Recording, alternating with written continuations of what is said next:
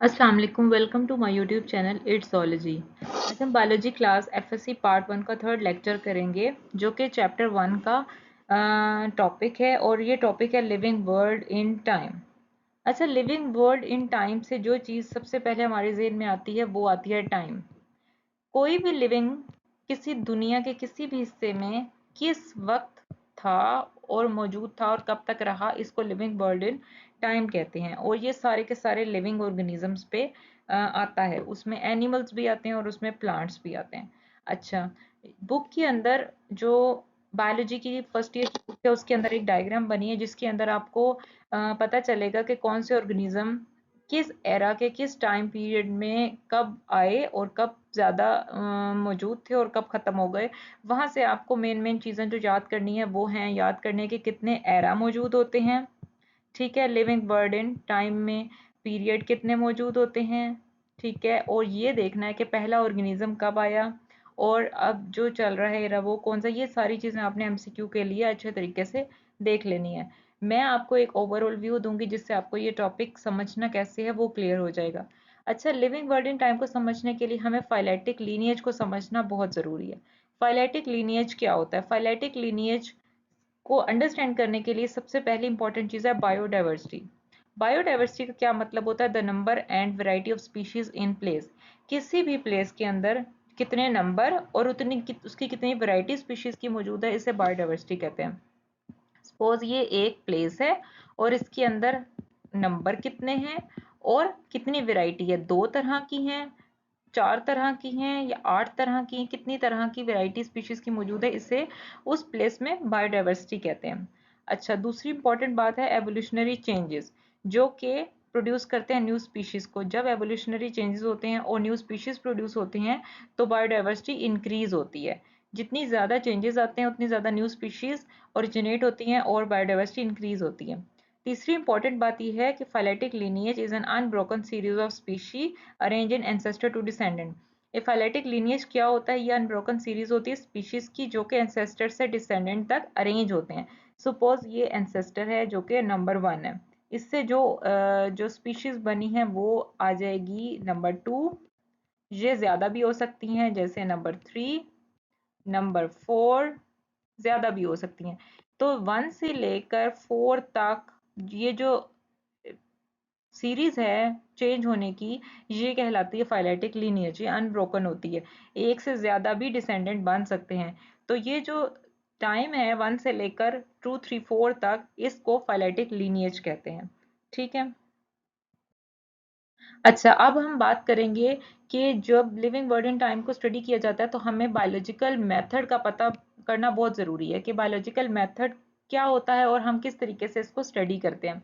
Biological method के अंदर सबसे इंपॉर्टेंट बात होती है मेथडोलॉजी। मेथडोलॉजी को समझना इसलिए ज़रूरी है कि हम उस मेथड को अप्लाई कैसे करते हैं वो हमें पता लग जाता है। Biological sciences have a set methodology. Biological sciences जितने भी होती हैं इनमें एक मेथडोलॉजी सेट की जाती है जिसके अकॉर्डिंग उसको अंडरस्टैंड किया जाता है। सबसे इंपॉर्टेंट चीज, सबसे पहली चीज होती है उसमें ऑब्जर्वेशन। ऑब्जर्वेशन में हमारी 5 की 5 सेंसेस शामिल होती हैं जिसमें हमारी हियरिंग की और टच की, टेस्ट, स्मेल, हर चीज़ की सेंस मौजूद होती है तब हम किसी चीज़ को ऑब्जर्व करते हैं। और ऑब्जर्वेशन 2 तरह की होती है, एक होती है क्वांटिटेटिव और एक होती है क्वालिटेटिव। जो क्वांटिटेटिव ऑब्जर्वेशन होती है वो क्वांटिटी से रिलेटेड होती है। उसमें क्या चीज़ें होती हैं, वो एक तो एक्यूरेसी होती है, एक्यूरेट होती है, क्वांटिटी के हिसाब से होती है, मेजरेबल होती है, उसमें नंबर्स होते हैं, इसी वजह से उसको मेजर कर सकते हैं, और जिसमें भी नंबर होते हैं वो एक्यूरेट होती है। तो क्वांटिटेटिव एनालिसिस ऑब्जर्वेशन जो होती है ये एक्यूरेट भी होती है, मेजरेबल भी होती है और इसमें नंबर्स होते हैं। जो क्वालिटेटिव ऑब्जर्वेशन होती है ये क्वालिटी को बताती है कि ऑब्जर्वेशन कितनी हद तक किस क्वालिटी की है। अच्छा, जब दोनों चीज़ें हम देख लेते हैं ऑब्जर्वेशन में तो उससे एक रिजल्ट बनता है जिसे कहते हैं हाइपोथेसिस।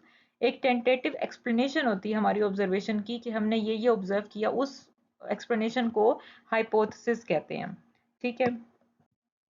अब हाइपोथेसिस जो होता है, दो वेज होती हैं इन हाइपोथेसिस को फॉर्मुलेट करने के लिए कि हम इस एक्सप्लेनेशन को किस तरीके से फॉर्मुलेट कर सकते हैं। वो डिडक्टिव रीजनिंग से भी कर सकते हैं और इंडक्टिव रीजनिंग से भी कर सकते हैं, यानी कि ऑब्जर्व किया, रीजनिंग दी दो तरह की, डिडक्टिव और इंडक्टिव। इसके थ्रू हमने हाइपोथेसिस बनाया। हम यूं भी कह सकते हैं कि हमने डिडक्टिव और इंडक्टिव रीजनिंग से हाइपोथेसिस बनाया। लेकिन इनमें डिफरेंस क्या होता है ये समझना जरूरी है। जो डिडक्टिव रीजनिंग होती है वो होती है जनरल टू स्पेसिफिक, और इंडक्टिव जो रीजनिंग होती है वो होती है स्पेसिफिक टू जनरल। अच्छा, आपने इसको याद कैसे करना है? डिडक्टिव मैंने जिस तरीके से याद किया था वो ये किया था कि डिडक्ट का मतलब होता है निकालना, ज्यादा में से थोड़े से को निकालना। तो जनरल जो होता है वो एक बहुत बड़ी चीज होती है और उसमें से स्पेसिफिक एक छोटा सा पार्ट होता है। तो डिडक्टिव मतलब जनरल में से स्पेसिफिक को निकाल देना, और इंडक्टिव उसके ऑपोजिट हो जाएगा, तो वो हो जाएगा स्पेसिफिक टू जनरल। अच्छा, इसमें क्या होता है डिडक्टिव में कि सपोज हम कहते हैं कि बर्ड्स हैव विंग, एक जनरल बात है कि बर्ड्स में विंग्स होते हैं, और स्पैरो एक बर्ड है। तो फिर हमें क्या कंक्लूजन मिला कि अगर बर्ड्स में विंग होते हैं और स्पैरो एक बर्ड है तो इसका मतलब है कि स्पैरो में भी विंग्स होंगे। अगर हम इंडक्टिव रीजनिंग की बात करें तो हम कहेंगे कि स्पेसिफिक टू जनरल, स्पेसिफिकली बात है कि स्पैरो में विंग्स हैं, एक स्पेसिफिक बात है, और एक जनरल बात ये है कि स्पैरो बर्ड है। ठीक है, तो ये हमारी कंक्लूजन क्या होगी कि जितने भी बर्ड्स हैं उनमें विंग्स होते हैं, यानी कि एक स्पेसिफिक बात थी जिससे हमने जनरल क्या निकाली, जनरली तमाम बर्ड्स में विंग होते हैं। ठीक है, तो ये दोनों चीजें समझना बहुत जरूरी है। अच्छा, हमारे पास एक टेंटेटिव एक्सप्लेनेशन आ गई जिसको हमने कहा हाइपोथेसिस। हाइपोथेसिस से क्या होगा? Series of hypothesis supported by the results of many test which is then called theory. जब हमारे पास हाइपोथेसिस आ जाएगा और हम बहुत सारे टेस्ट करेंगे उसको साबित करने के लिए, तो हमारे पास एक थ्योरी बन जाएगी जिसको हम कहेंगे कि अब हमने एक थ्योरी पेश की है कि ये चीज हमने टेस्ट करने के बाद भी प्रूव की है, तो उसे कहेंगे थ्योरी। अगर if a theory survives this capsule approach and supported by experimental evidence to become law, अगर वो थ्योरी काफी देर तक कोई डिनाई नहीं करता, वो मौजूद रहती है, उस पे जितने भी टेस्ट किए जाएं वो थ्योरी वैसे ही रहती है, और बहुत सारे डिफरेंट एक्सपेरिमेंट से ही भी वो एविडेंस से प्रूव होती है, तो वो एक लॉ बन जाता है, और उस लॉ को साइंटिफिक लॉ कहते हैं। साइंटिफिक लॉ क्या होता है? It is a uniform constant fact of nature and irrefutable theory. ये एक कांस्टेंट यूनिफॉर्म होता है और ये इररिफ्यूटेबल होता है, इसको डिनाई नहीं किया जा सकता। जब भी एक साइंटिफिक लॉ बन जाता है तो उसको किसी तरीके से भी चाहे वो गलत भी हो उसको डिनाई नहीं किया जा सकता, क्योंकि वो एक लॉ बन जाता है। उसमें कुछ एग्जांपल हैं, जैसे हार्डी वेनबर्ग लॉ है, मेंडल्स लॉ है, और भी बहुत सारे तरह के लॉज होते हैं जिस जो एक दफा बन जाते हैं फिर हम कहते हैं कि इसको हम अब डिनाई नहीं कर सकते। थ्योरी के टाइम तक तो उसको हम डिनाई कर सकते हैं, लेकिन जब वो एक लॉ बन जाता है तो उसको डिनाई नहीं किया जा सकता। Thank you so much. मुझे उम्मीद है आपको ये टॉपिक बहुत पसंद आया होगा और आपको इसकी समझ भी आई होगी। अगर आपको मेरा ये टॉपिक पसंद आया हो, लेक्चर पसंद आया, तो इसे लाइक और शेयर ज़रूर करें, और अगर आपको मेरा चैनल पसंद आया है तो इसे सब्सक्राइब करें। Thank you so much.